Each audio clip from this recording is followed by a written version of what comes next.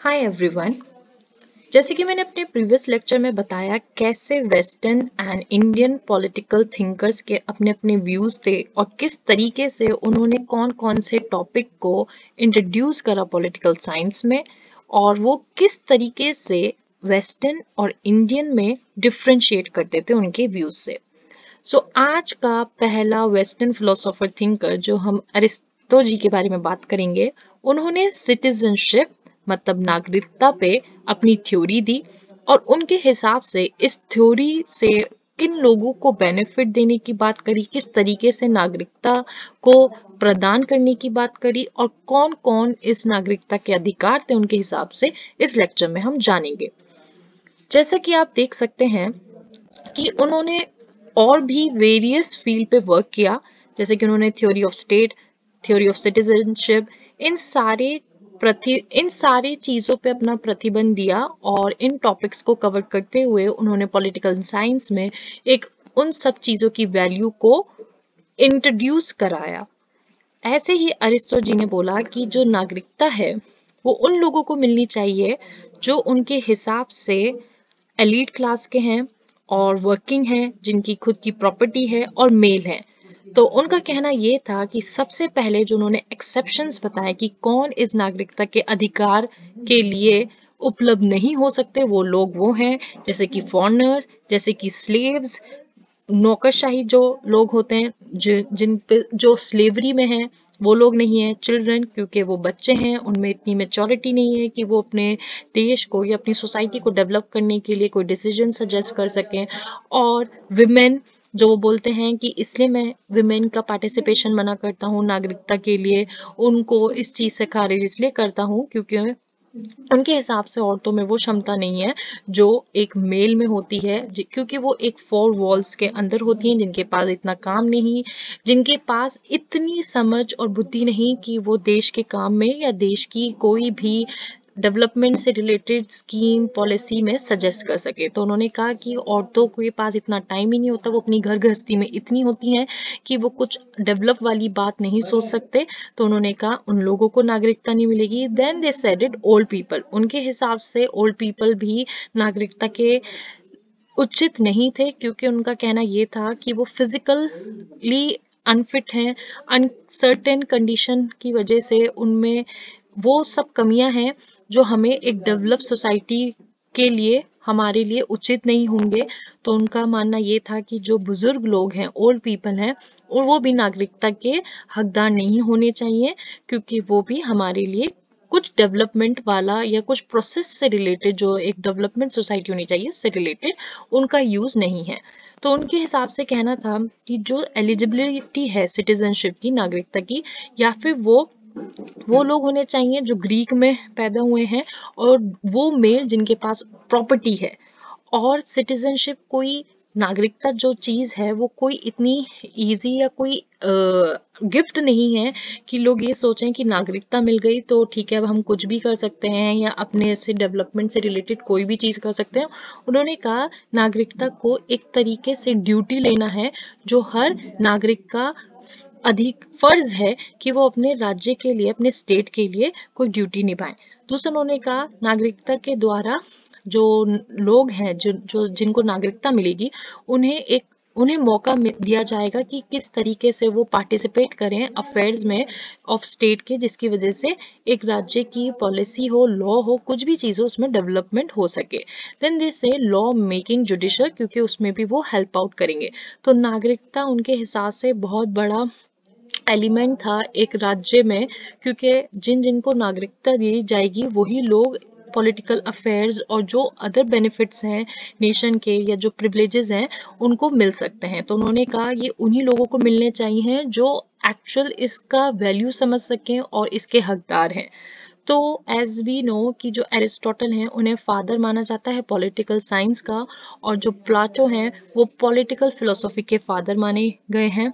उन्होंने देखा कि जो साइंस है there is no specific sense, तो उनके हिसाब से एक बेसिस होना चाहिए, जो अरिस्टोटल जी ने बोला कि there is a method of practical and common sense approach in understanding the political science. तो Plato lives in the world of idea, क्योंकि वो रिजेक्ट करते थे वर्ल्ड ऑफ इल्यूजन। मतलब अरिस्टो जी बोलते थे जो है वो यही है, बट जो प्लाटो है जो भी चीज करते थे वो दूसरी वर्ल्ड से रिजेंबल करके करते थे। And his king is wise in the world of idea, his republic is in encyclopedia. तो अरिस्टो जी बोलते थे we can not reject the world of matter as simply, क्योंकि वो इल्यूजन है। And ruler is worldly wise, so he was the first person जिन्होंने apply करा scientific method by the core of the idea that जो state है और जो revolution है there should be the idea in the politics, so politics is the first textbook in the political science। तो उनका originator जो हुआ वो बहुत नए नए आइडिया से हुआ, जैसे रूल ऑफ लॉ, डेलिब्रेटेड डेमोक्रेसी की बात करिए तो he has given so many inspiration in the political science and for political scholars of all ages. उन्होंने he is influenced by St. Thomas Aquinas medieval time में, John Locke in modern times and Hannah Arendt in contemporary times। So entire western philosophy को हमेशा note, जो foot notes as we से, वो Plato और Aristo जी को जरूर रख के किया जाता है, क्योंकि वेस्टर्न फिलोसॉफी बेसिकली उनके द्वारा और उनके ऊपर बेसिकली स्टार्ट हुई। तो बहुत लोगों ने जिस तरीके से उन्होंने नागरिकता का कॉन्सेप्ट इंट्रोड्यूस करा और बहुत स्कॉलर्स ने उसको क्रिटिसाइज करा इस नागरिकता की थ्योरी को। उन्होंने बोला जो सिटीजनशिप जिस तरीके की वो बात कर रहे हैं देने की, और जिन लोगों को वो देने की बात कर रहे हैं, एक तरीके का ये बहुत नैरो कॉन्सेप्ट है, क्योंकि ये अल्टीमेटली इनइक्वालिटी पैदा कर रहा है सोसाइटी में, और जिसकी वजह से अनडेमोक्रेटिक एंड अनडिजायरेबल सोसाइटी हो सकती है। And it can not discard him all together. Sensible argument था that citizenship is a duty. तो वो बोलते थे कि जो सिटीजनशिप है वो ड्यूटी है, तो वो वही लोग निभा सकते हैं जो उसकी अहमियत समझते हैं। तो उस हिसाब से उन्होंने बच्चों को, औरतों को, ओल्ड पीपल जो हैं उन लोगों को और फॉरेनर्स को इससे खारिज करा, क्योंकि उन्होंने बोला जब ये अपनी ही ड्यूटी खुद अच्छे से नहीं निभा सकते तो ये ड्यूटी स्टेट के टूवर्ड्स कैसे अच्छे से निभाएंगे। तो regarding the views on citizenship, he was basically traditional thinker and wanted to conserve the present institution of citizenship. तो इस द्वारा हमने जाना कि किस तरीके से वो एक नागरिकता थ्योरी को, एक नागरिकता से रिलेटेड वो कितने कंजर्वेटिव थे, वो किस तरीके से बताना चाहते थे कि जो majority of slaves and residents हैं they were not given this privilege because वो खुद ही एक तरीके के इंफीरियर सिटीजन्स हैं। तो जो इंफीरियर सिटीजन्स ट्रीटेड इस लेवल पे होते हैं तो वो अपनी ड्यूटी प्रॉपरली और अच्छे तरीके से अपने देश के टूवर्ड्स काम नहीं कर सकते, क्योंकि वो किसी से भी इन्फ्लुएंस हो सकते हैं। तो अल्टीमेटली वो ये कहना चाहते थे कि जो उन्होंने 4 एक्सेप्शंस बताए जिनको नागरिकता नहीं मिलनी चाहिए, वो इसलिए बताए क्योंकि वो उनका खुद का माइंड नहीं होता, या फिर वो इन्फ्लुएंस इजीली हो सकते हैं, या फिर वो कुछ और गलत चीजें सजेस्ट कर सकते हैं जो हमारे खुद के देश के लिए इनजस्टिस हो जाएगा। तो he define a citizen as a person जो पार्टिसिपेट करेगा एडमिनिस्ट्रेशन में with justice and in legislation as a member of the deliberative assembly. Along with those two conditions, he claims there are other conditions like residence, enjoyment, and legal rights of suing and being sued, and ancestry from citizens. So, person without any of these two quality cannot be a citizen. उनके हिसाब से ये था कि जो person के पास ये दो क्वालिटी नहीं होंगी वो सिटीजन नहीं होंगे। And person who has to occupy himself in handbook labour to provide for his requirement of life can not make a good citizen. जैसे कि मैंने आपको बताया कि उनका कहना ये था जो लोग खुद किसी और पे निर्भर हैं या खुद आत्मनिर्भर नहीं है तो वो खुद कैसे एक गुड सिटीजन्स बन सकते हैं और कैसे एक गुड नेशन का डेवलपमेंट हो सकता है। तो उन्होंने कहा जो लोग जैसे स्लेव, विमेन और ये सारे लोग हैं उनके पास खुद काम करने के लिए काम नहीं है, उनके पास खुद रहने के लिए कुछ है नहीं, या कोई वो डिसीजन अपने खुद के अच्छे के लिए नहीं कर सकते, तो वो हमारे देश को या हमारे नेशन को डेवलप करने में क्या हेल्प करेंगे। तो इन रीजन की वजह से उन्होंने सिटीजनशिप, नागरिकता को खारिज करा उन लोगों से।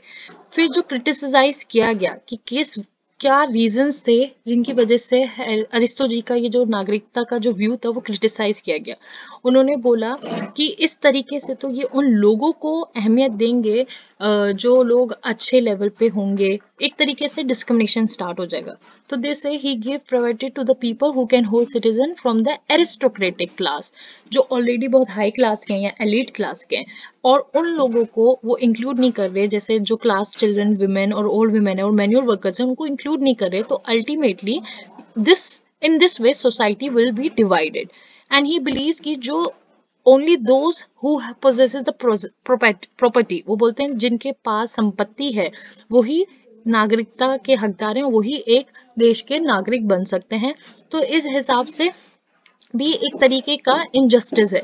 तो दे से कि ये जो इन्होंने बोला कि who possess the property can become citizen and can act as legislators or jurors which give rise to the class people government and majority people are neglected। ऐसे तो पॉपुलेशन जिस तरीके की एक नेशन में है, सबके पास प्रॉपर्टी संपत्ति नहीं हो सकती, तो बहुत जो ज्यादा लोग हैं वो निग्लेक्ट हो जाएंगे इस वजह से।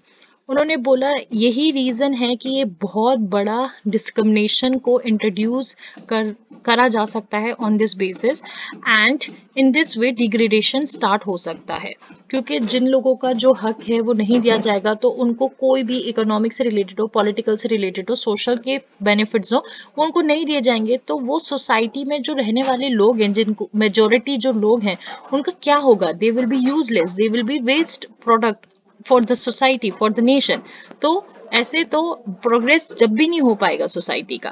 देन ही एक्सप्लेन कि कैसे डिफरेंट किया from that of modern time. Presently all the adult except who are disqualified as treated as citizens where they work with hand और brain, and his concept of citizen is not match with the modern explanation। of course अगर उनका जो citizenship का concept था, अगर वो आज के टाइम में वो लागू किया जाता तो बहुत लोग अपने देश के ही सिटीजन्स नहीं कहलाते, और इस वजह से बहुत अदर इश्यूज, एक बोलते हैं ना सोशल प्रॉब्लम, इकोनॉमिकल प्रॉब्लम, ये सब राइज हो जाती। क्योंकि अगर नागरिकता देंगे लोगों को, सभी लोगों को बिना असमानता के, जब भी एक देश उन्नति ले सकता है और जब भी एक देश में डेवलपमेंट आ सकता है। तो his concept of citizenship can not fit in the modern day democracy in which citizens are unable to take part in states affairs directly, it's obvious. And in his theory he exempted the majority class. उन्होंने अपने citizenship की theory में बहुत majority class को exam किया, मतलब उनको बिल्कुल ही इग्नोर कर दिया, जैसे कि commerce, trade and people from other economic hunts, क्योंकि उनके हिसाब से वो लोग वैल्यूएबल आउटपुट नहीं दे सकते थे, इनपुट नहीं दे सकते थे, जिसकी वजह से एक देश अपना डेवलपमेंट का सोच सकता था। तो his concept of citizen booth rule by class and disregard the welfare of the majority. तो एट द एंड हमने लेक्चर में ये जाना कि जो नागरिकता की थ्योरी उन्होंने निकाली थी, उससे उन्होंने एक तरीके का टूल यूज करा जिसमें वो उन लोगों की सिटीजनशिप को बूस्ट कर रहे थे जो हाई क्लास के थे, एलीट क्लास के थे, नोबल क्लास के थे, और जो वेलफेयर, जो आज हम बात करते हैं कि हमें वेलफेयर ऑफ द पीपल की बात करनी चाहिए, welfare of the society, welfare of the people की बात करनी चाहिए, वो उनके कॉन्सेप्ट में नहीं पाई गई। इसलिए अरिस्टो जी का जो सिटीजनशिप से रिलेटेड थ्योरी थी उसको क्रिटिसाइज किया गया। Thank you so much for watching this video.